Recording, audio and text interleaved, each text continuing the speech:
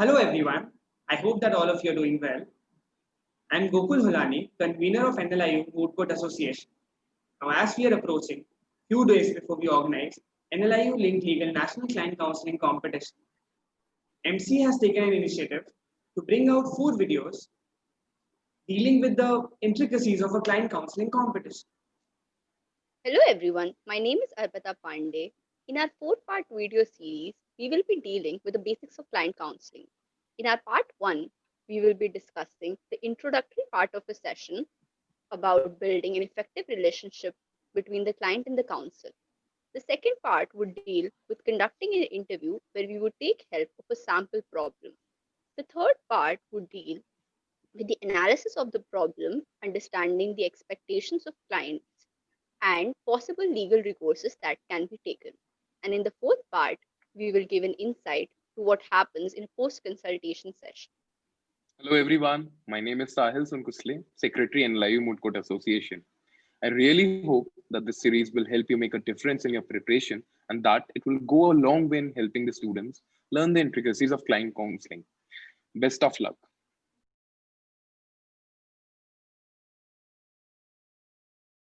Hello everyone, welcome to the first part of the series. In this video, I shall be discussing as to how the counsels would be establishing an effective professional relationship with the client. For that, today we'll be discussing 5 subparts which you need to undertake before you start asking the client his case, which brought him or her to you. The 5 subparts start with the introduction part. The second part here would be the confidentiality aspect. Third would be fees. Fourth would be conflict, and the last one would be laying down the structure of the session and the client's obligations. The session begins with the introduction part, which helps you to develop a conversation with the client. The statements which we will be making as a counsel in a virtual meeting will be totally different than the ones we will be using in in-person sessions. One of the counsels will be starting the session with welcoming the client virtually and trying to establish a conversation with him or her. So, how do you go about it? Start with introducing yourself and your co-counsel, your firm.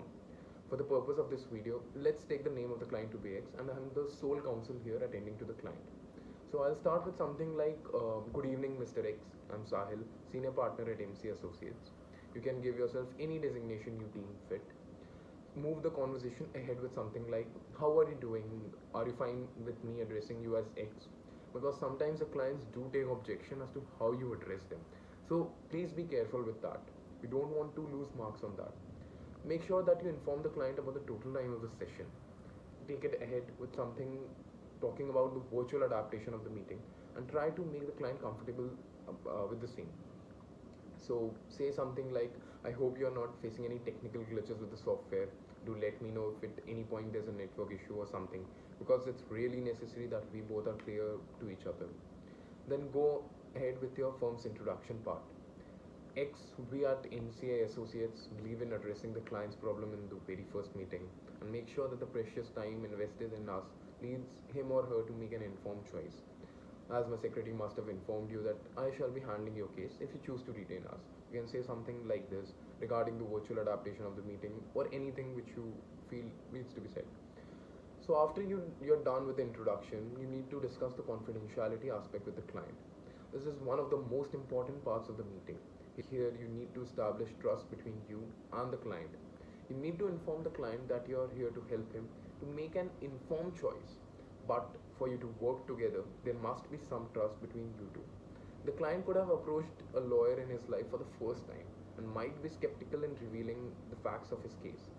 For establishing this trust, you need to explain him the concept of confidentiality and that you're bound by law not to reveal whatever the client tells you or the document he provides you with to any third party without his express consent.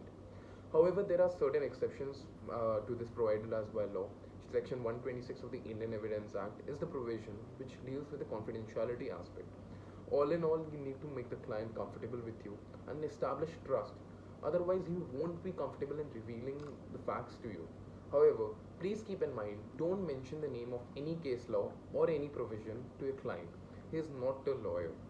Once you've established this trust between you and the client, come to the fee part where you will be discussing how much amount you will be charging for the session or whether the first session is free. just cautioning you that some judges like this part to be discussed at the starting of the session and some at the end. So it's totally your decision as to how you would like to take this up. For now, I'll be discussing two possible scenarios. First, in which you won't be having any fee for your first session.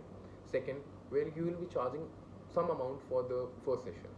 Well, I'll advise you to decide the amount depending on the preliminary facts of the case and the client's financial status if you're able to gauge the same. In case you're asking for a fee, some fee for the first session, a good way to go about it can be by saying that Mr. X, my secretary, must have informed you that you are being billed rupees 2000 or 3000 for the current session, and if you do choose to retain us, my secretary will let you know the modalities of related to the fees for the future session. However, if your client says that the fee is not in his or her budget, or she is uncomfortable with the same, you can always make up something like a financial assistance program, more or less a pro bono case. Tell your client that your firm has a program wherein he can get a fees cut or no fees at all, but for that she needs to fulfill certain requirements, and that the requirements can be ascertained from his financial status documents, which will be examined by the firm. You need to assure your client that the money is not the only thing which matters to your firm. What matters to you most is goodwill or reputation. Now we move on to the next part, that is conflict, wherein you need to inform and at the very same time ask your client to be clear about the names of the people which are involved in this case. And if you have any prior standing legal relationship with any of them, you won't be able to continue with the case. However, this does not mean that you will be leaving the client hanging. Tell him that you'll help him to reach out to any other competent attorney specializing in that area of law. Now, I'll be dealing with the last part of this video, which comes before you start asking the client about the case, which brought him or her to you.